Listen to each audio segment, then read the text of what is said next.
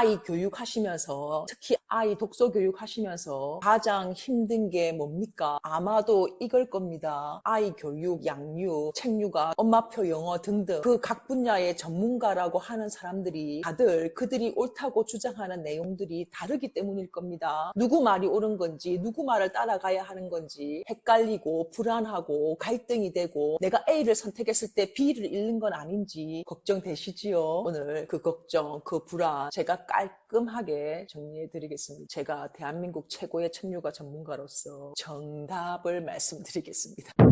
저의 코칭자들, 제 전자책을 사신 분들이 하루에도 수십 건 책에 참 많은 질문들이 쏟아지는데요. 정말로 다양한 질문들이 있습니다만 그 다양한 질문의 가장 앞단에 뭐가 있냐면 선생님 A라는 전문가는 편독에 대해서 이렇게 얘기했어요. 선생님 B라는 전문가는 정독에 대해서 이렇게 얘기해요. 선생님 C라는 전문가는 만화책에 대해서 이렇게 얘기해요. 뭐를 선택하고 뭐를 믿고 따라가야 될지 모르겠다. 갈팡질팡이다. 불안하다. 저를 따르자니 그분 말이 맞을 것 같고 그분을 따르자니 또 제 말이 맞으면 어떡하나 싶어서 늘 불안의 연속이다. 내가 A를 선택했을 때 B를 잃을까 봐 무서운 거죠. 나중에 지나고 봤더니 B가 옳았다면 어떡하지? 라는 걱정인 거지요. 당신의 그 불안을 제가 완전히 이해합니다. 그래서 오늘 이 영상을 찍는 겁니다. 제가 책육아를 시작하고 책육아를 진행하고 결국 책육아를 성공했고 수많은 강의를 나가고 관련 책들을 공부하고 급기야 책육아 코칭이라는 회사를 차려서 이것을 업으로 삼고 있는 이 분야에서는 성공했다고 자부하는 제가 자신 있게 말씀드릴 수 있습니다. 대한민국에는 수많은 독서 교육 전문가들이 있습니다. 제가 그분들을 다 만나보지 않았습니다. 그럼에도 불구하고 저는 이것 하나는 확신할 수 있습니다. 뭐냐면 그 전문가들이 이 업계에 오래 있었고 하여 어떤 형태로든 성공하신 분들이라면 그분들과 제가 하는 말이 결국은 같은 이야기로 수렴할 겁니다. 무슨 말인고 하니 총론이 같다는 얘기입니다. 그 전문가들 분들이 다 다른 얘기를 하는 듯 보여도 종국에는 하나의 이야기로 수렴되고 그 하나의 이야기를 하고 있는 겁니다. 그런데 왜 다른 얘기를 하는 것처럼 보이느냐? 강론이 다르기 때문입니다. 어떤 한 분야에 성공한 사람들이 1부터 100까지 모두 도플갱어처럼 똑같을 수는 없습니다. 그들이 지도했던 제자들이 상황이 다 다르지 않습니까? 독서 교육을 시작한 연령이 다를 거고 성별이 다를 거고 그 아이들의 기질이 다를 거고 그 아이의 독서 교육을 이끌어주고 있는 그 부모도 다를 거고 지금 처해져 있는 그 가정의 형편도 다를 거고 아이들이 다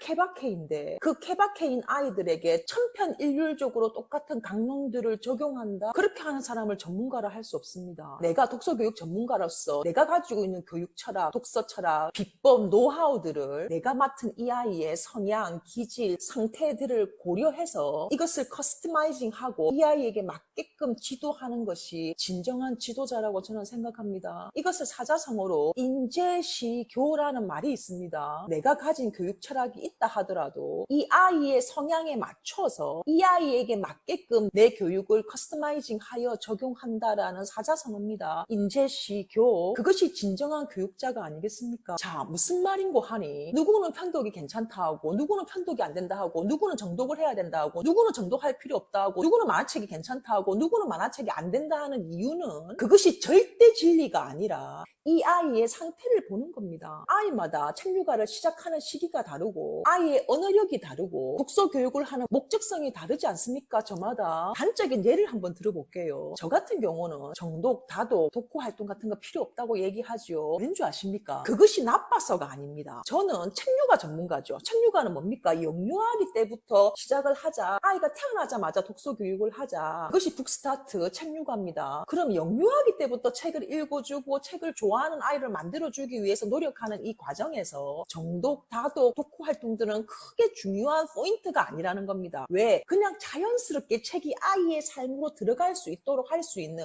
충분한 시간이 있고 그렇게 자연스럽게 책이 좋아진 아이가 초등학교로 건너와서 아이가 좀 머리가 굵어지고 책에 대한 정서가 좋아진 이 아이에게 정독, 다독, 독후 활동을 해도 전혀 늦지 않다라는 겁니다. 그래서 저는 정독, 다독, 독후 활동, 음독 이런 거 시키지 말라고 강조하지요. 그런데 대표적으로 공부머리 독서법의 최승필님 계시지요. 저 정말로 좋아합니다. 저와 독서 철학이 동일하게 동일합니다. 그런데 정독을 강조하시고 만화책 같은 거 안 된다고 하시지요. 왜 최승필님이 그렇게 말씀하시냐면 최승필님은 전직 직업이 대치동에서 논술학원을 10년 넘게 하셨던 분입니다. 그 대상이 영유아기 초등 저학년 시기의 아이들이 아니라 초등 고학년, 특히 책육아를 거의 하지 않았던 혹은 했다고 하더라도 뭔가 좀 삐끄덕거리고 실패한 것 같은 아이들, 그래서 어쩔 수 없이 논술학원이라는 기관에 플랜 B로 맡긴 아이들, 그런 아이들을 데리고 독서 교육을 할 때는 사실 정독이 필요하지요. 왜? 독서 교육이 성공하지 못한 초등 고학년 아이들은 정독을 시키지 않으면 대충 설렁설렁 읽는다고. 왜? 책 읽기가 재미가 없으니까. 특히 초등 고학년들은 핸드폰도 들어와 있고 친구 관계도 있고 다른 학원들도 많고 하니까 대충 읽습니다. 그것을 방지하기 위해서 정독을 시키는 거죠. 그리고 제대로 읽었는지 확인하기 위해서 독후 활동도 시키는 겁니다. 최승필님의 독서 교육의 대상은